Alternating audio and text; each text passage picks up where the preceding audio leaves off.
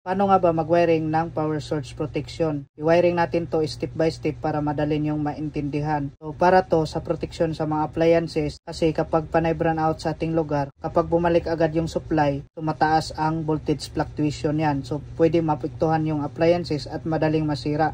So example na lang dito, biglang nag-brown out at biglang bumalik ang power supply. Makita nyo may indicator lights na dito, ibig sabihin may supply na yan. Nag-countdown na yan ng ilang segundo bago niya energize ang supply dito sa bahay. So makita nyo dito nag-energize na dahil natapos na siya mag-countdown ng 30 seconds. So ngayon simulan na natin ang actual wiring. At huwag kalimutang mag-like and share dito sa ating video. Ngayon unahin natin dito ang power circuit dito sa magnetic contactor. So bale kung ito yung service entrance natin, so dito natin yan i-connect sa L1, yung isa naman sa L3. So ito yung magnetic contactor dito natin yan i-connect ang isa sa L1, ang line to naman dito sa L3. Connect natin dito.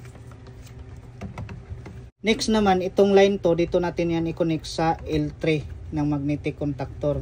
Next, ikabit naman natin dito ang supply papunta sa main circuit breaker sa ating bahay. So ito yung T1 at T3, dito nakakonik ang line 1 sa T1, dito nakakonik ang line 2 sa T3. So dito yan sa baba ng magnetic contactor, ito yung T1, T2, T3.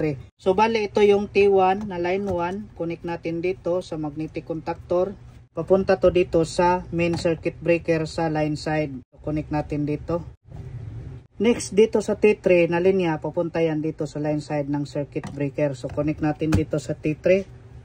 So, papunta yan dito sa kabilang linya, dito sa line side ng main circuit breaker. Next, example lang, ito yung load sa ating bahay, nakakonect sa mga appliances. So, itong isang linya dito, connect natin dito sa isang linya dito sa load side ng circuit breaker. Next, itong isang linya para sa load, dito natin yan i-connect sa isang linya dito sa load side ng circuit breaker.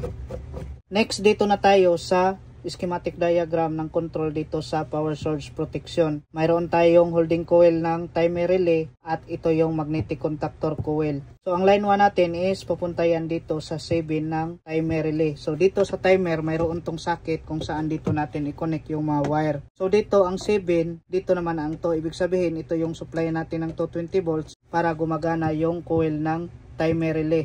Ngayon, dito tayo kukuha ng supply sa line side ng magnetic contactor. So, dito sa line 1, pagsama natin to dito. Ngayon, papunta to dito sa 7 ng timer relay sa coil. So, connect natin dito 7.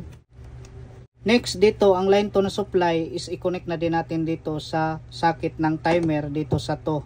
Next, dito tayo kukuha ng line to na supply dito sa line side ng magnetic contactor. Ito yung line to natin dito. So, ipagsama natin to dito. Papunta to dito sa socket ng relay dito sa to.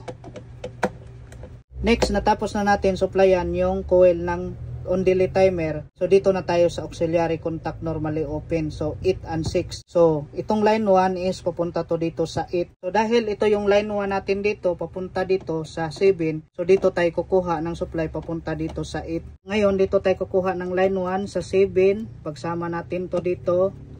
So, connect natin dito sa 8 dito sa socket. Next, dito sa 6 ng socket, papunta to dito sa E1 ng magnetic contactor. So, dito sa 6 ng socket ng on delay timer, connect natin to dito sa E1 ng magnetic contactor. Next, dito, ang line to na supply, papunta na to sa E2. So, dahil dito sa socket, nandito na yung line to, galing dito sa line to na supply. So, dito tayo kukuha ng supply, papunta dito sa E2. So, pwede rin kayo dito kukuha ng line to dito sa mismong main supply. Kayo na lang bahala kung saan nyo gusto. So, line to na supply, connect natin dito sa E2 ng magnetic contactor. Ngayon, pwede na natin to subukan. So, kabit na natin dito ang on delay timer.